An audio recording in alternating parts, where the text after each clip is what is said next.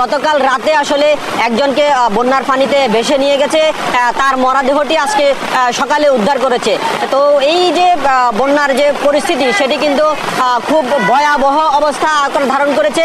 এখানকার যে সেনাবাহিনী, পুলিশ এমনকি বিজিবি, বিভিন্ন স্বেচ্ছাসেবী সংগঠনের নেতৃবৃন্দরা কিন্তু আমরা দেখতে পাচ্ছি এই মুহূর্তে তারা উদ্ধার কাজে যে সকল পানিবন্দী মানুষ আটক করেছে তাদের উদ্ধারের জন্য কিন্তু সর্বোচ্চ চেষ্টা করছে। আমরা রয়েছি বন্দুয়া ফুলগাজী উপজেলা বন্দুয়া এলাকায়। আমরা দেখতে পাচ্ছি এখানে বিভিন্ন স্বেচ্ছাসেবী সংগঠনের পক্ষ থেকে আসলে লোকজন যারা রয়েছে তারা আসলে যাচ্ছে, তারা তাদের যে আত্মীয় স্বজন রয়েছে তাদেরকে উদ্ধারের জন্য কিন্তু অনেকে উদ্বিগ্ন হয়ে পড়ে আছে।